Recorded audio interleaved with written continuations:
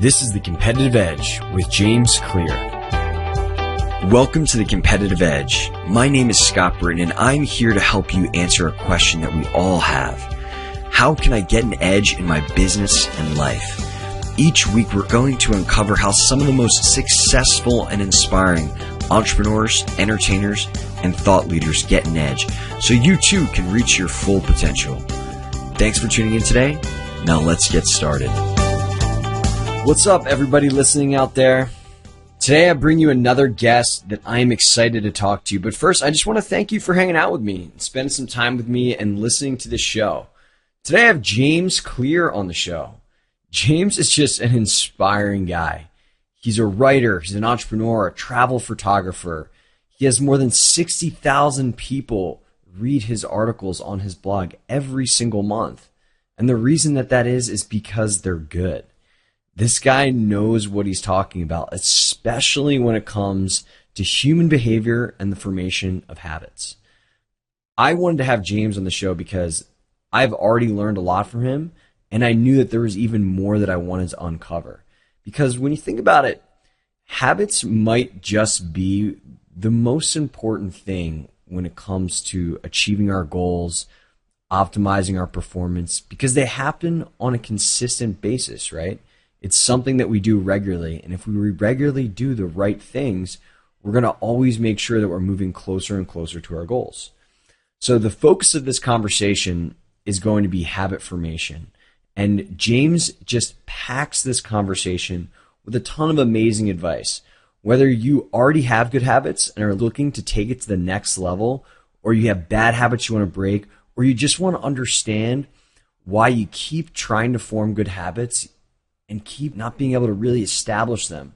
We're going to cover all of that stuff in this awesome interview. One of my favorite parts about the conversation with James you're about to hear is that he tells great stories of people in history who've accomplished amazing things and how they use the specific principles that we go into to accomplish them.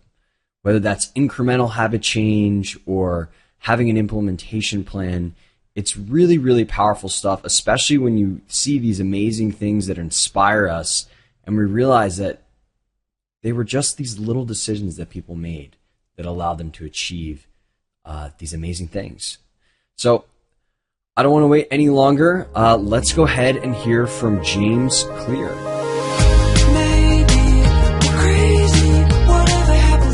James, how you doing, man? Hey, great to be here. Thanks for having me on, Scott. It's awesome to have you on. And today I'm just really excited to chat with you about a lot of things, but in particular, habits.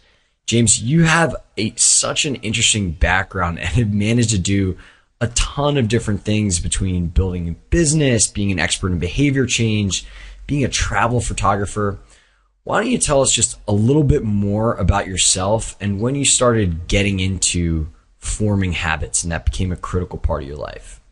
Sure. Well, I guess the answer is like when I started thinking about habits a lot and writing about it and focusing on it more. My site's been around, jamesclear.com, for about 16 months now, 17 months. So it's, I've been thinking about it a little bit longer than that, but I've been writing about it specifically for that long. But as you mentioned, I've sort of had a bunch of different touch points with things. I mean, especially with health and wellness. I was an athlete in undergrad. I played baseball. I competed on an Olympic weightlifting team now. I had a brief stint where I worked at a medical practice in between my first and second year of grad school. So I was a biomechanics major in undergrad. So I've always been close to the health and science and fitness piece of things through a couple different areas.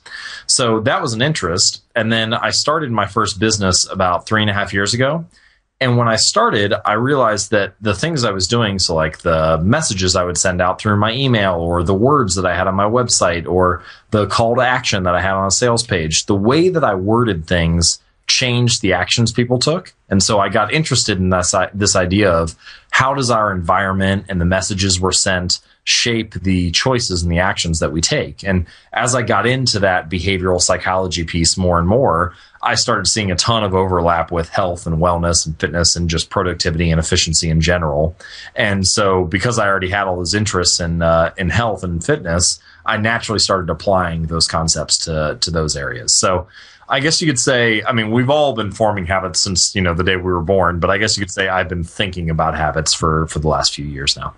That's so interesting to me that your habits, your whole interest in behavior change and habits really started from just noticing some nuances in your business. Can you tell people just really quickly, I know you have multiple businesses right now, but just give a few sentences on what those businesses are, just so people know.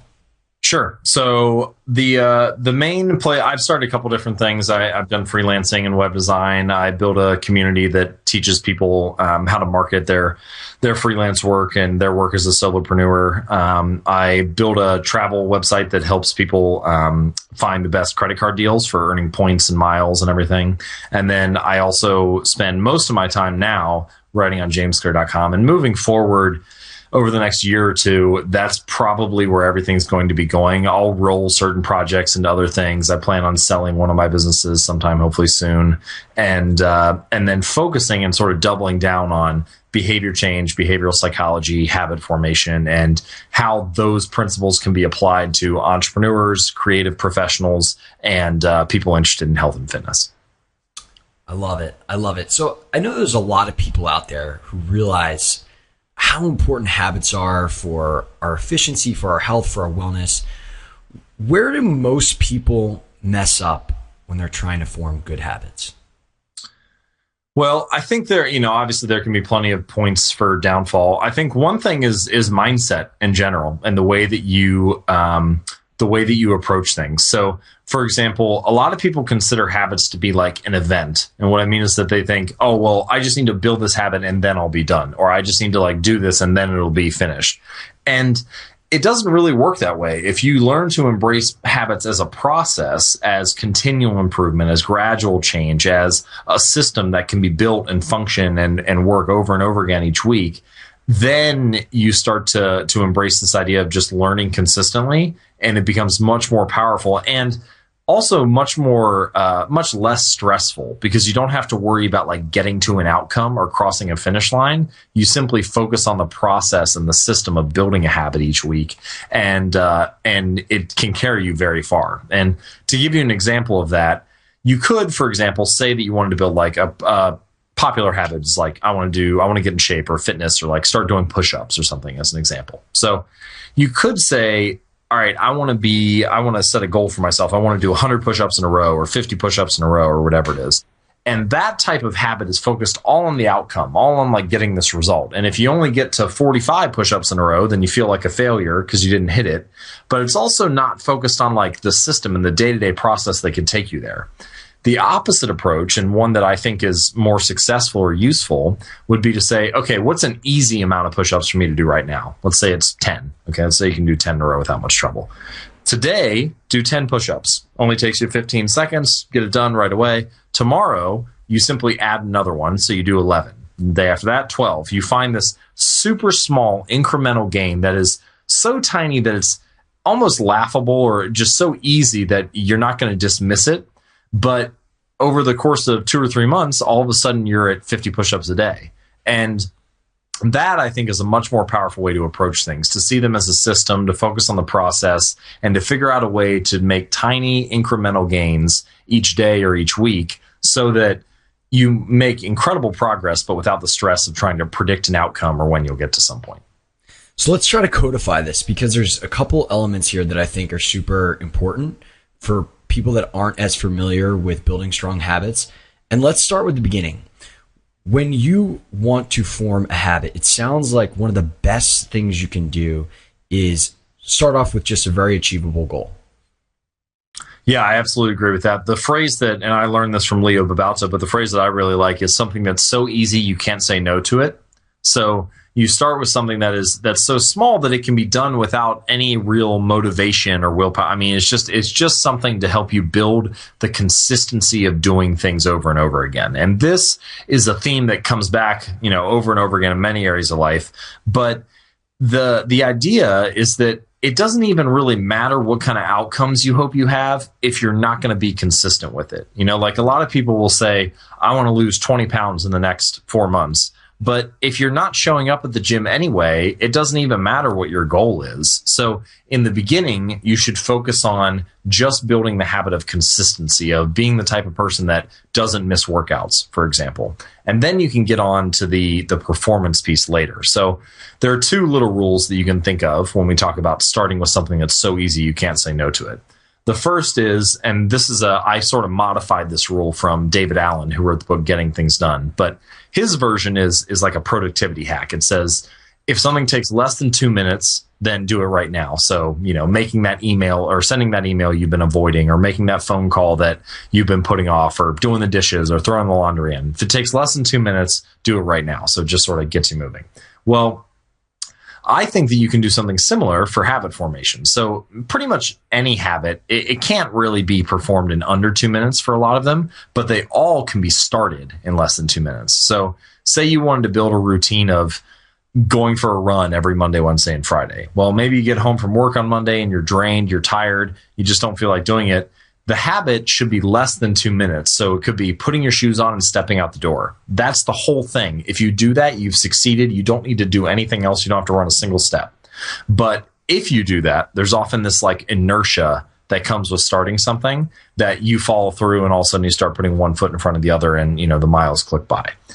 Another version of that, or another way of looking at that. So some people love that rule. Some people don't like the 2 minute rule because they're like, well, I know I'm trying to trick myself. Well, you could do something similar, but slightly different. I had a reader that I had lunch with a few weeks ago, and he told me that he lost over 100 pounds. Took him, I don't know, a few months or a few years to do it, like a year or two. I was going to say a few months. Oh my right, gosh. Yeah. Biggest loser style.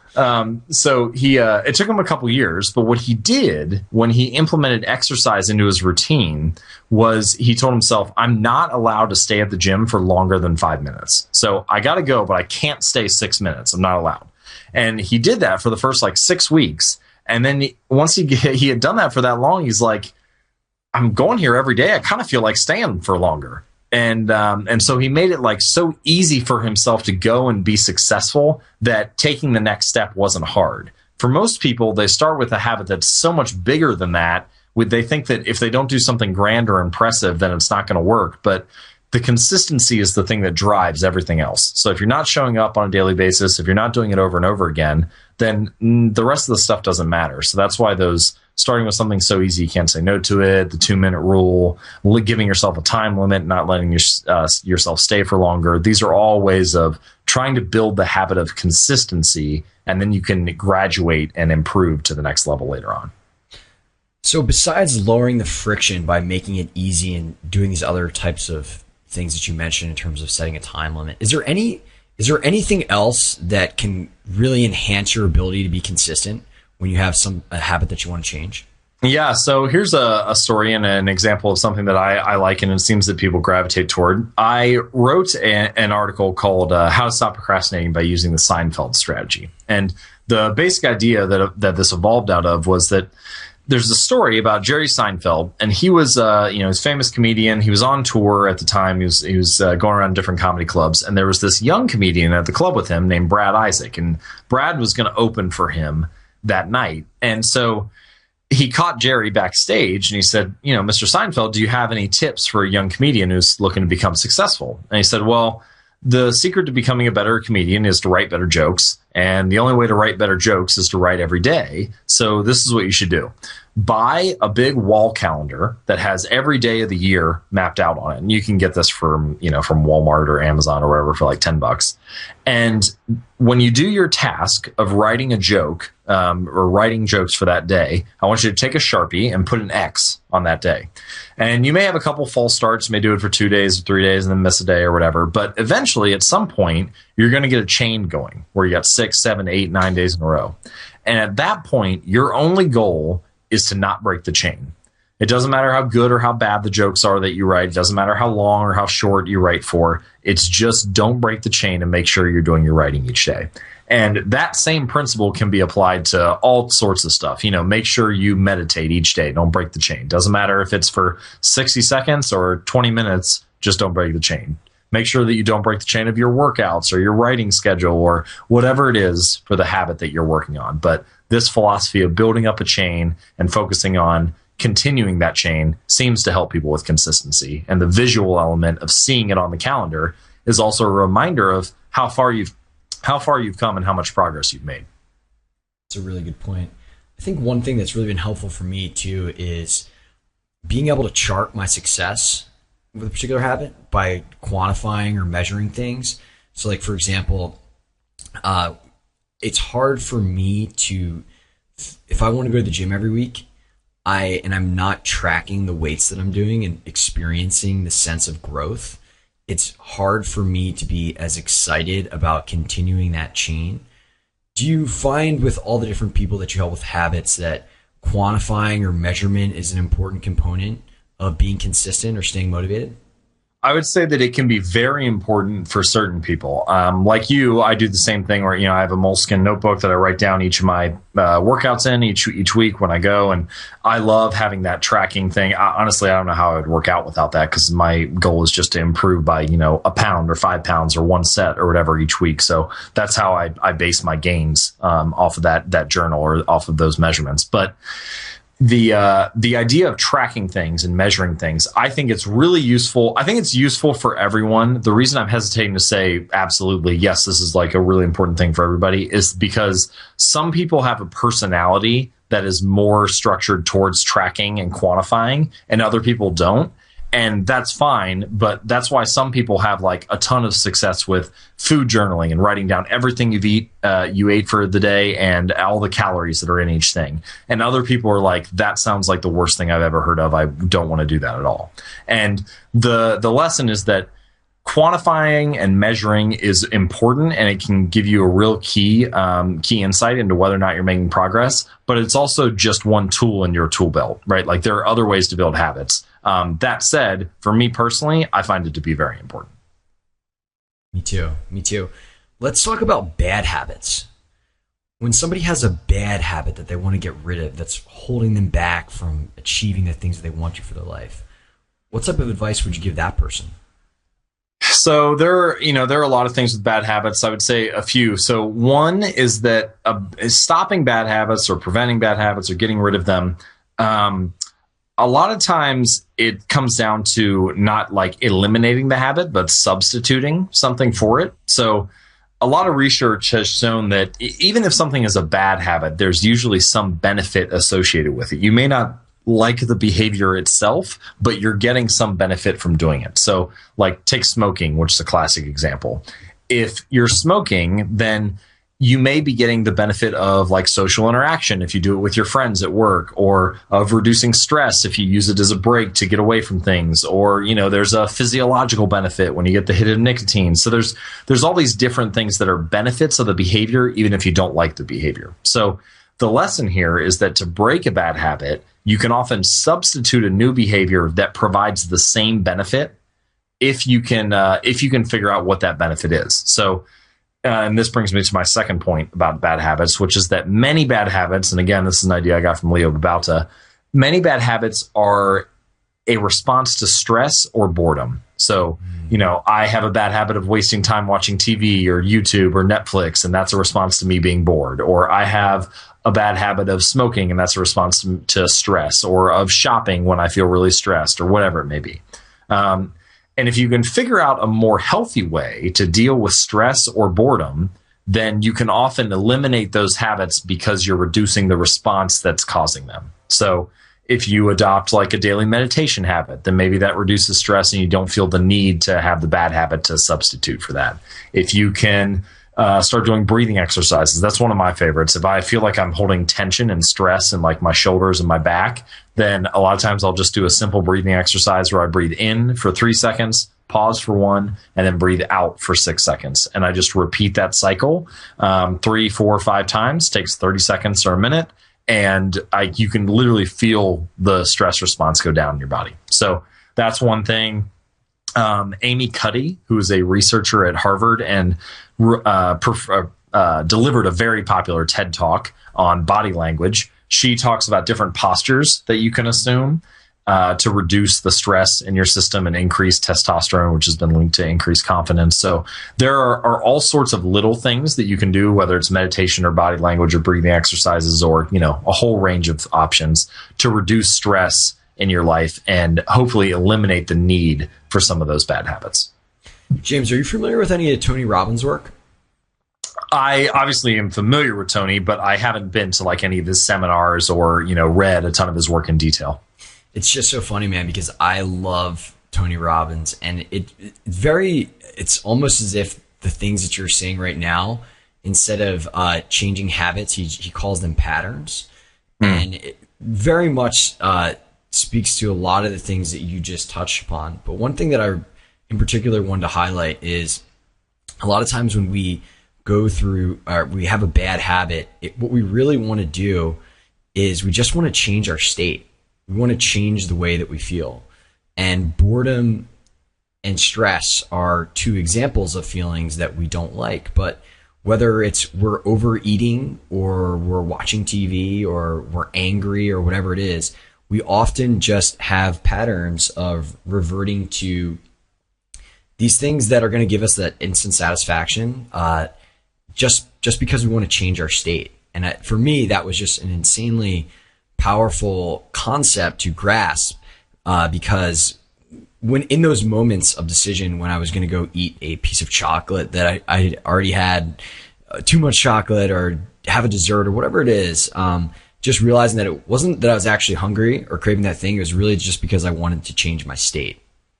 Yeah, I like that philosophy a lot. I think that's very true. And it's an interesting way to think about it because there are many choices for changing your state. It doesn't have to be the bad habit. So when you start to see it in that way, you are more aware of the options you have available to you to substitute in for different behaviors. James, one of the things that I've heard you talk about before is this concept of identity-based habits. Could you tell the listeners a little bit more about that? Because I think it's really powerful. Yeah, sure. So the basic idea is that a lot of behavior change is focused on the outer layers, I would call it, of change. So these are things like performance or appearance-based goals. Like I want to lose 20 pounds or I'd like to bench press 300 pounds. These are things that are associated with your performance or your appearance. And I would say that that's like the outer layers. Those are the outer layers of behavior change. And the inner layer is something a level deeper, which is the things that you believe about yourself and the identity that you have. And oftentimes we try to change the performance and the appearance without changing our beliefs or without changing our identity. And what happens is that it's a struggle to stick with things long term because you don't believe different things about yourself. So as an example, you could have someone who wants to become a runner. And so they'll say something like performance-based, for example, like, oh, I want to run a half marathon. So they say that they want to run the half marathon, they pick a date, they sign up, they start their training schedule and they train for the race. And then they run the race and they finish it. And they didn't shift what they believed about themselves. So because that didn't change, they no longer have the performance-based goal to drive them forward. And therefore, a lot of times they'll stop running for a month or two. And then all of a sudden they look up and they're like, oh man, I haven't ran in a while. I got to get a new goal to get me back on track. And so you get this like yo-yo effect where you do something for a little while and then you don't do it. On the flip side, you have someone else who they could be training for the same race. They could run the half marathon. But then it's not that the performance was driving them forward. It's that they run each day because they're a runner. And that's what they believe about themselves. It's like part of their identity. It's wrapped up in them. And so I think a much more useful way to think about habits is not how can I build a habit that gets the outcome or the result that I want, but how can I build a habit that is focused on the identity I want to have. So like take, for example, the fitness one. You have people who maybe they want to lose 20 pounds in the next 4 months, and that's their appearance-based goal or their performance-based goal. But the identity piece is, okay, who's the type of person that could lose 20 pounds in 4 months? Well, it's the type of person who doesn't miss workouts. So your focus then becomes only on forming that habit of not missing workouts. And so once you realize the type of person that can achieve your goals, the type of identity that they have, focus your habits on that and on becoming that type of person. And then the results and the performance and the appearance, those come later. It makes so much sense because we have such a natural proclivity to remain consistent with who we say we are, whether publicly or internally. So I can see how that is a very strong force. Just out of curiosity, James, I would love to hear some of the types of identities that you have for yourself that encourage you to do the things that you want to do each and every day. Sure. So one is absolutely, I'm the type of person who doesn't miss workouts. That's something that I believe about myself. It's something that I try to live out each week. And as a side note, and just sort of bridging these two previous questions, the only way that I know to change your identity or to change the things that you believe about yourself is to make small choices on a consistent basis and let your actions drive your beliefs. So if you decide to start running, for example, and you want to become the type of person who believes that you're a runner, then by setting a schedule for yourself, sticking to that schedule, and then running, well, even if it's only for like 5 minutes, each time you choose to do that, every one of your actions is a vote for the type of things that you believe about yourself. Mm-hmm. And if you see that, then once you stack up enough votes, you start to actually believe it. And for me, that's how I became the type of person who doesn't miss workouts, as an example. So I work out every Monday, Wednesday, and Friday. I know when I'm going to the gym. I know what days it occurs, but it's not even a decision for me anymore because I stuck to the behavior and the pattern enough that it's just something I believe about myself now. So that's one thing. And I think that anybody can adopt that idea of, okay, how do I do something small on a consistent basis and each time place a vote for this type of identity that I want to believe in. Same way with writing. About 16 months ago, I started writing a new article on jamesclear.com every Monday and Thursday. And that was totally different for me compared to what I was doing previously. When I had other websites before this, I was writing whenever I felt motivated or inspired. And eventually I realized that the difference between professionals and amateurs is that amateurs do things when they're motivated or inspired, and professionals do things on a schedule. And so once I embraced that philosophy, I started thinking about, all right, how can I build the identity of like being a pro and approaching my work like a pro? And so I set that schedule of every Monday and Thursday. And I think I've missed it one time in the last 16 months. And so each time I do that, that's another vote of confidence for believing that type of thing about myself. So those are two examples of how I see identities play out in like my work and health.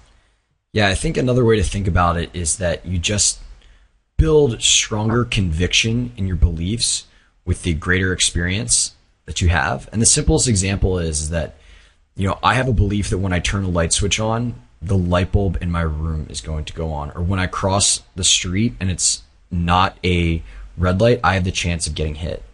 And the reason that I feel that way and I predict that and I have that belief is because my past experience tells me that when I turn the light switch on, the light's going to go on. And that's stronger after 100 times of turning the light switch on than the first time I ever turned it on in my life. So I love the idea of placing votes. I love that metaphor to build and strengthen the conviction around who you are and the type of person that you are, which will dictate your actions, as you mentioned. Yeah, I think that's totally true. And I agree with that idea of past experience drives that home. I had a basketball coach who told us once that confidence is just displayed ability. And what he meant was that if you display your ability or produce a result over and over and over again, then you start to have confidence in it. And so that's one reason why I think start small, display your ability each and every time, cast those votes each and every time, and eventually the confidence comes as a natural result. Like you're very confident the light will turn on when you hit the light switch because that's been displayed over and over and over again. Let's talk about how you build upon these small wins though, because it's great if I go to the gym for 5 minutes every day, or it's great if I, write 100 words. But if the ultimate goal is to become prolific at any of these things, does that require me to push the edge? And how is the best way for people to go about doing that? So great question. I think that I'll tell a story to sort of encapsulate the example, and then you'll see how this is like very similar to the idea of starting small, but just doing it in a slightly more incremental way each time. So there was a cycling coach named Dave Brailsford who Team Great Britain. They have their Team Great Britain for the Olympics, and then they have Team Sky, which is their professional cycling team for things like the Tour de France. And they had never won a Tour de France championship, but they wanted to, and they hired Brailsford to do this job. And he said that their approach would be to look at everything related to cycling and try to improve it by just 1%. So they did things that you would think of, like find tires that were 1% lighter, or a seat that was, slightly more ergonomic, or a better racing suit that reduced the weight of the rider, all these little things. But then they also looked at stuff that you wouldn't expect, like the best type of massage gel to use for recovery, or which pillows led to the best sleep at night. And then they took them with them when they went to the hotel on the road. What type of hand sanitizer or soap would reduce the risk of infection? All these things. And Brailsford thought that if they added up all those little 1% gains, then maybe they would be able to win the Tour de France in 5 years. And it turns out that it happened much faster than that. They won the Tour de France in 3 years. Then they repeated again after 4 years with a different rider the next year. And he also coached Team Great Britain in the Olympics in 2012 in London, and they won 70% of the gold medals available. And it was all by embracing this strategy of, how do we increase these gains by 1%? How do we find an additional 1%? And I think that same concept applies to habit graduation, as I would call it, which is this incremental improvement or improving to the next level that you asked about. So graduating your habits to the next level, or finding an incremental gain, I think is best done if it's in a very small way, but a very consistent way. As an example that I mentioned earlier, if you wanted to do the push-ups as a habit, so you could just do 10 push-ups on the first day, and then add 1 to 11, and then add another to 12, and then add another to 13. And that one push-up that you're adding is incrementally improving that, by that's your 1% gain. And finding very small ways to improve, I think, is the secret. And then the second piece of that, which I can get into as well, is building a system that provides feedback loops that gives you information and data to make a decision on, so that you can improve each week, rather than just hoping that you'll figure out a way to make gains. Interesting. This kind of touches upon a topic that I wanted to get to, and that's prioritization. Because I'll be real with you, man. Like, I have a ton of habits I want to build. I want to eat better. I want to be more focused. I want to spend more time with my family, spend more time with my relationships. And it's just really tough to do it all. And I'm thinking about, I try to apply like the 80-20 principle when it comes to prioritizing like what I want to focus on. And it seems like if we're trying like to improve all of these little things by 1%, that's almost at odds. It could potentially be at odds with focusing on just improving that one particular thing that's going to get you the most benefits. So I'd love for you to just kind of paint a picture of how you think about prioritization when it comes to self-improvement, to building positive habits. Sure. Yeah, good question. I think we all struggle with this. So the first thing is clarifying a little bit about the 1% gains. The fundamental thing about this idea is that it's focused on something specific. So, for example, let's take my writing. If I wanted, I could approach that with this philosophy where it's like, let me find 1% gains and ways to improve my writing. And so I could optimize the line height and the typography to make it easier to read. I could come up with a strategy for writing better titles for my articles so that more people are interested in them. I could come up with a better strategy or a more user-friendly comment form. I could figure out a way to get my articles to display better on mobile devices. These are all little 1% gains that make my writing better or more accessible. But it's all focused just on writing. It's not find 1% in my writing, find 1% in my weightlifting, find 1% in my diet, all that stuff. So it's focused. The second thing that I'll say is that there's a concept called keystone habits, and I think this is pretty useful, and also I see it to be relatively true and play out in my own life. So the idea is that A keystone habit is the one or two behaviors that you do that sort of naturally pull the rest of your life in line. So for me, strength training is my keystone habit. If I go to the gym and I lift every Monday, Wednesday, and Friday, then the rest of my life falls in line more easily than it would otherwise. And what I mean is that I tend to have better focus after my workout. So I'm already more focused. I didn't have a habit around that. It just happened. When I work out, for some reason, I feel like eating more healthy. So it's just natural for me to make a better healthy food decision when I'm working out versus when I'm not. I sleep better, so I'm more rested. I have better energy the next day. These are all things that come naturally from that one habit of focusing on fitness. And by doing that, I don't overwhelm myself by thinking I need to come up with better sleep habits, I need to come up with better eating habits, and I need to come up with a way to focus more and work out. I just focus on lifting, and it has this trickle-down effect into the rest of my life. It sort of ripples out. And I've heard that other people see similar things in different areas. Finance is a common one. People say that once they figure out how to, budget and take control of their finances, they realize this gradual process and taking control of things, and they get out of debt. It ripples into all sorts of other areas of their life. CEOs will often claim that like their daily meditation habit is their keystone habit, where if they get their 10 or 15 minutes of meditation in each morning, they feel focused and more stress-free and ready to approach the problems that they face each day. So it can be different things for each person, but focusing on a few keystone habits and trusting those to ripple out, I think is a very key thing to do to make improvements in one area and not have to overwhelm yourself with thinking about all of the areas. And then the final thing that I'll say is that there's a little exercise you can do where you take a sheet of paper, draw a line down the middle. And this is an idea I got from BJ Fogg, who's a Stanford professor. And on one side, you're going to write all of the things that you do each day without fail. So I take a shower, I go to the bathroom, I eat lunch, I turn my car on, all the things that you do each day normally. Many of them will be like health related or, stuff that you do in the bathroom in the morning, whatever your morning routine is, all this stuff. Then on the other side of the page, you're going to write all the things that happen to you each day without fail. So a traffic light turns red, the sun rises, the sun sets, a commercial comes on TV, someone sends you a text, your phone rings. These are all external cues that will happen each day.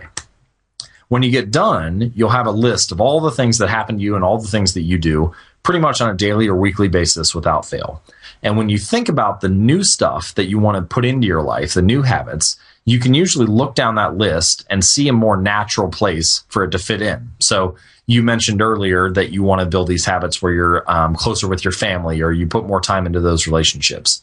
I had the same thing that I wanted to do. And when I looked at my list, I saw that every Monday, Wednesday, and Friday, I was driving to the gym. Well, that's a great time for me to call my parents and catch up with them each week. And so now I use that time to add that new habit in. And so by looking at this list, you can see where these new habits fit in for you. And then you can naturally add them to your lifestyle without like overwhelming yourself or feeling like I need to add a new habit to my phone or whatever. You just figure out a behavior that's already happening and see where it can fit in. Another example is that I did a bunch of research to see the impact of gratitude and gratefulness on your life. And it has this, this great impact on your happiness and just your general levels of well-being. So I looked at my list and it was like, well, when I have dinner each day, I can say one thing that I'm grateful for that happened that day. And I've stuck to that for almost 2 years now. And on an individual basis, it takes 10 seconds. It's not a big deal. But on the cumulative basis, the idea of always having something to be grateful for each day is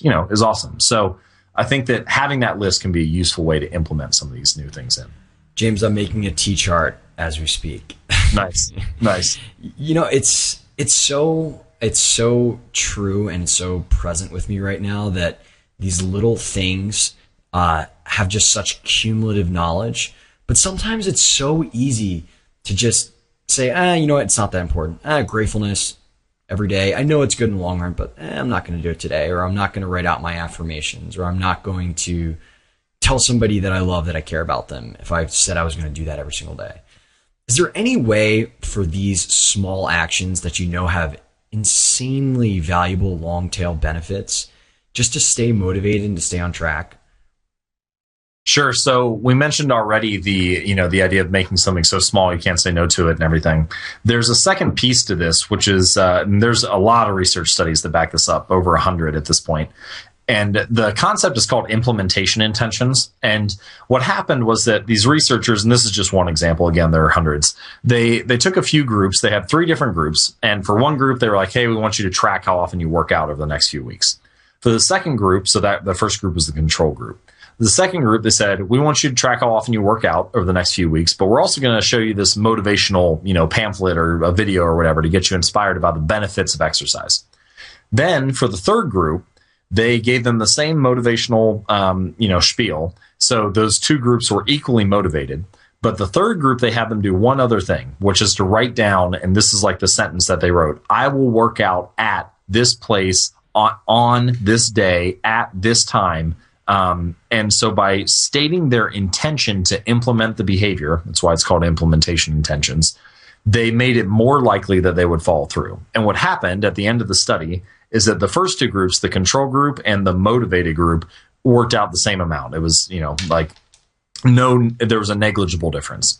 For the third group, though, the one that stated when and where they would perform a behavior, they worked out they were 2 to 3 times more likely to follow through. And that has been proven across other studies as well, that if you state your intention to do something and write down, give it a time and a space to live in your day, on your calendar, wherever, then you're 2 to 3 more times likely to do it. So when I mentioned this idea of this T chart of writing down the things you do each day and the things that happen to you each day and using that as a way to tie these new little behaviors in, whether it's gratefulness or something else, that's a way for you to state your intention. Hey, this is when I do this thing. When I drive to the gym every Monday, Wednesday, and Friday, I call my parents. That's when it happens. When I sit down at dinner, I say something I'm grateful for. That's when it happens. And by giving it a time and a space to live in your life and not waiting, the great thing about it is you don't wake up each day and be like, man, I hope I feel motivated to be grateful today. Like you're not leaving it up to that. And by giving it that time and space and stating when you're going to implement it, it makes it much more likely that you'll follow through. Yeah, and I think this taps into that human force that we talked about a little bit earlier with identity, that and one of the strongest forces for driving action in our lives is being consistent with what we say we're going to do, because it's a sign of integrity. And, this is Cialdini stuff. I'm sure you've read his book Influence. But it's just so powerful. I feel like some of the people listening right now who maybe have never started down this path of habit formation and are a little motivated after listening to this to start, I feel like they might be a little overwhelmed because we've talked about T charts and little wins and chunking things down. What's the very first thing somebody should do if they decide that they want to take control of one part of their life and start building habit? Well, step 0, I think, is decide the type of person you want to be and what's important to you. But if you know what's important to you and what you want to work on, like I want to get healthy or I want to build a business or whatever, then that's great. So you need some sense of clarity at first. But once you have that, I say pick one thing, not 2 or 5 or 10 different things. Pick one thing and then find a way that you can get started on it in less than 2 minutes, or find an area in your life that you can tie it to or build it into each day, and then make that small, tiny incremental gain. The goal is to make it so easy that you can't say no to it and to find a way to improve each time. I think the push-up example is a very good one to keep in mind, because you can see exactly how it works. Like when you start with a number of push-ups that is easy for you. Let's say it's 10. You can do it in less than 15 seconds. There's no debate. It's not like, oh, I need to be motivated enough to do this. It's like, do you have 15 seconds right now to pop on the ground and do 10 push-ups? All right, done. And then you find a way to improve slightly, even if it's just by 1 rep, each day or each week or whatever it is. And you just focus on that idea of, how do I build consistency for myself? And then you can worry about the outcomes later. It's great advice. James, you seem like a machine, man. You seem like you really have your life, you can control of your life and this habit stuff down. Has there ever been a habit that you've had difficulty building? Well, first of all, definitely not a machine. Plenty of things I'm working on. And I've made way more mistakes than I have successes. So it's very much a process for me. And honestly, that's one of the reasons I love writing about it each week, is because I'm not an expert or someone who has it all figured out. Like, I'm just working through it with everyone else. And I think that forces me to make my writing practical and useful and accessible. So I'm definitely still learning a lot along the way. Well, I feel very grateful that you're sharing. And, it's one of the, for people that read James's work, and I was talking to a buddy who's actually was during a podcast interview, my friend Charlie Hone, for all these people that are creating stuff online that's really helpful, that all these people, they might seem so impenetrable and amazing, like they have superpowers, but everybody is just a dude, like just trying to figure it out, just like you are. So I just want everybody who's listening to this right now to realize that, like, all of us are just trying to figure it out. And even though we might seem like a step ahead or a step behind in many cases, like, everybody's on this journey and no one has every single thing figured out. Yeah, it's so true. I won't get on my soapbox for this one, but you can apply that to entrepreneurship as well. And I see it in so many different areas when I'm building a business. You start to realize that all the things that run our world, somebody just made up. And that doesn't mean they did it without any thinking or anything, but it's just someone like you and I who tried to do the best they could at the time. And so they designed a rule for the government, or, pass this law in Congress, or build a business to do XYZ thing. And it was just someone like you and me trying to do the best they could. And once you start to realize that, it opens up like all the options for you, because you realize I can make stuff too. And I think that's a very empowering way to look at the world. Totally. And just to kind of give a quick anecdote to that, I know somebody who sold their company, their startup, to a public company for 9 figures. So over $100 million. And as part of that sale, they took a board seat at this new public company. And I mean, this company is absolutely enormous, thousands of employees, hundreds of millions of dollars a quarter in revenue. And I was really curious after the first board meeting to hear what it was like. And what my friend told me was really interesting. He said, man, it was the same exact thing like our meetings. A bunch of people sitting around, throwing stuff around, trying to figure it out. Like, nobody knew, nobody had this like magical answer. Everybody's like, I guess that's a good idea. I don't know. What do you think? What do you think? And so, like, sure, there's people that have these things that we look up to that might be at a different scale, but they're still going through the same processes, anxieties, doubts that all of us are facing at whatever scale that we're currently at. Yeah, I think that's it's also a great thing to keep in mind when it comes to building good habits or moving in a positive direction anywhere in your life, is that everyone faces the same types of uncertainties and fears and questions, and that nobody has it all figured out, but some people still find a way to move forward despite that. And that is like really central to building better habits as well. You're not going to have all the answers, but if you find a way to move forward, even when things aren't perfect, then you can make progress. I love that. I mean, that is the sign of a champion. It's such a powerful message.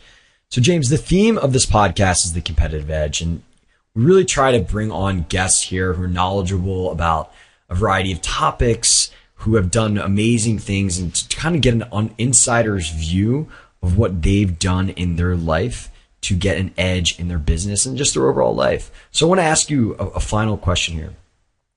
Can you tell us one thing that you've done, can be a habit or can just be a specific thing that you've done to get an edge in your business, and then another thing that you've done to get an edge in your health? Because I know you have some amazing tips for that. Sure. So I would say for business, one of the central things that I do now, one of the most useful things, is a weekly review. So every Friday, I sit down and I have a spreadsheet where I track, 7 or 8 core metrics in my business. And it acts as like this feedback loop for me on whether things are going well or going wrong. I track, the number of people who visit my website, how many people join my email list, revenue, expenses. And it's just a quick overview. It only takes me 10 or 15 minutes to do. And if the numbers are moving in the right direction, great. I continue what I'm doing. I keep sticking with the process and consistency. if the numbers are going in the wrong direction, then I deep dive on that particular area and say, okay, what did I do last week? How can I improve this? Where can I be better? And that has been an awesome way for me to sort of systemize this idea of making these 1% gains or doing this continual improvement, because I have a time each week where I get to see the overview and make those choices. And on any individual week, the impacts aren't that great, but over the span of, 5 months, 6 months, a year, all of a sudden you're in a much different place than you were 12 months ago. So I would say that has been a very big business choice that's helped a lot. And then for health and fitness, the biggest thing is shifting my mindset. When I decided that the most important thing was to not miss workouts rather than to hit a particular goal, that was when things really started to change for me. So I used to write down goals for the grades I wanted to get in school, or, what I wanted to squat in the gym, or all these different things. And when I focused only on the outcome, I tend to lose sight of the process that would get me there. Now, I don't necessarily care when I squat 400 pounds. I just know that it's going to happen if I show up to the gym every week. And so by focusing on that level of consistency, I've been able to make a lot more progress. I love that, because it makes things seem so much more achievable by focusing on the process than this grandiose goal that seems miles and miles away. Yeah, I agree with that. And you also start to realize, and it took me 7 years of lifting to figure any of this out. So if if you're getting started and it doesn't seem natural to you yet, don't worry. I was a pretty slow learner. But you also realize that when you come up with these milestones or these numbers, they're made up. And I could say, for example, I want to squat 450 pounds by July 31st of this year. And, I could say that, but I'm just making it up. And then if I don't get to that, then what? I don't know. It's just by focusing on the process instead, and by doing the work, and by focusing on putting in my reps, I know that I'll reach it at some point. So for me, it's a much less stressful way to look at things. And it's also a way of embracing this idea of making progress each week rather than worrying about hitting a number that I made up. For all of you who also want to squat 450 pounds, there is no squat police that are going to come to your house if you don't do it by next week. James, this has been awesome, man. I really appreciate all the amazing wisdom that you've been able to drop on everyone listening today. If people want to know more about you, they want to get more of this information, they want to stay in touch with some of the things that you're doing and coming out in the future, where is the best place for them to go? Sure. So I have two things. I write at jamesclear.com every Monday and Thursday, which I mentioned during this interview. So you're welcome to pop by there and take a look. There's a contact form on the website. You're welcome to respond to me, or I answer and read all my emails. So feel free to reach out. But also, and perhaps more importantly, a lot of the things that we talked about in this discussion around building habits, developing a process, the science behind habit formation, starting with something that's so easy you can't say no to it. I went ahead and compiled a lot of those resources in one place to make it easier for you to get all the information rather than jumping around the web or clicking across my website. And I put it in this 46-page guide that's sort of like a cheat sheet to building better habits and some of these ideas for maintaining consistency. They can get that. If you're listening to this, you can download it at jamesclear.com/habits. So jamesclear.com/habits. And thanks for having me on. Amazing. I will make sure to link that up in the show notes just so that everyone can access that as easy as possible. James, thanks again for your time, man. I really appreciate it. Awesome. Happy to do it, Scott. Thanks for having me on.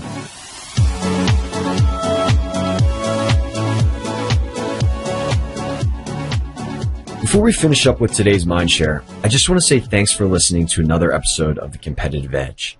If you enjoyed the ideas in this episode and want access to all the conversations, tactics, and mind shares we'll be sharing in the future, the best thing you can do is subscribe to The Competitive Edge on iTunes. And while you're there, if you felt like this show has made a positive impact on your day, it'd be great if you could leave us a review on iTunes as well. Now, I know we covered a lot in this episode, and there might be a few key ideas or tools that you want to remember. So we went ahead and compiled all of the notes, links, and even a full searchable transcript of this conversation for you on lifelonglearner.com.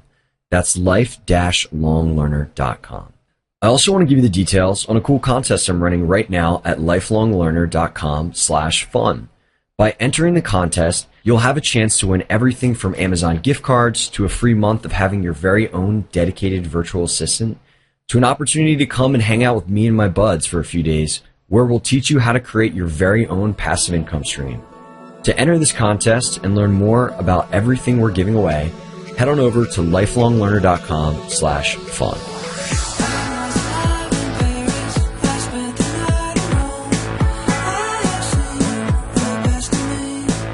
Hey, before we go any further, I want to tell you about one of my favorite services. When my parents would come into town or even on first dates, I always had trouble thinking of things to do. Going out to dinner or grabbing drinks just became old, and I wanted something more unique and exciting for the people that I was going to be going out with. Enter today's sponsor, Vimbly. If you don't know Vimbly, it is an absolutely amazing site that makes it incredibly easy not only to find interesting things to do, but also book them right on the site. When I'm looking for a date idea or something to do with my friends or parents or even just something unique to do on the weekend, Vimbly is the number one place that I go. You can check out Vimbly at vimbly.com. Vimbly's been kind enough to give away some free credits that will be providing some lucky winners who enter into this podcast giveaway. And all the details on this can be found at lifelonglearner.com/fun. So if you want some free credit to give it a try, maybe go ahead and do a fun activity in your city, head on over to life-longlearner.com/fun and enter in our giveaway so that you might be the lucky recipient of some free Vimbly credit. Hey, Scott here, coming to you with another Mindshare. This is one of the things that we like to do at the end of the show, is just share with you some tips or what I'm thinking about or something that I experienced lately in the hope that it will help you and improve your life experience. So one of my friends came and visited me and stayed with me in Brazil, which is where I currently live. And the reason I moved down here was because some of the most inspiring thought partners that I had were moving down here and asked me to come and join them for the adventure. And at the time, that seemed like the most exciting thing to do, and I'm very happy I did it. And my friend knew this, and he came down 7 months after I moved down, which was 2 weeks ago. And he asked me, so what has it been like, living with these guys? What has it been? What have you gotten out of it? What are the coolest things that you've learned? And I think the number one thing that I've gotten out of it and why I'm so happy about that I did this experience is because this friendships that I've made has given me a support network that really understands my world and keeps me in check. And entrepreneurship is freaking hard. There is a lot of ups, a lot of downs, a lot of moments when we aren't necessarily looking at reality in an empowering way. And for me, for a long time, I didn't necessarily have people that I could talk to about a lot of these challenges. And now I have this amazing support network that keeps me in check, that is always encouraging, that's always asking me questions to look at things in a way that empowers me instead of makes me feel like it's so hard or, this is never going to get any better or whatever it is. A lot of thoughts that entrepreneurs have. So for everyone out there who's listening, if you're an entrepreneur or an aspiring entrepreneur, I think one of the most valuable things you can do for yourself is create a true, genuine support network of people that love you and that want you to succeed and that will put aside their own personal progress and all those other things that we get so caught up in to make sure that, they are supporting you. And that type of unconditional, do anything for you type of friend is, I think it's life's greatest gift and what we should really try to pursue instead of a lot of these other things that we do. So that's the Mindshare for today. I hope you enjoyed, and I will see you soon.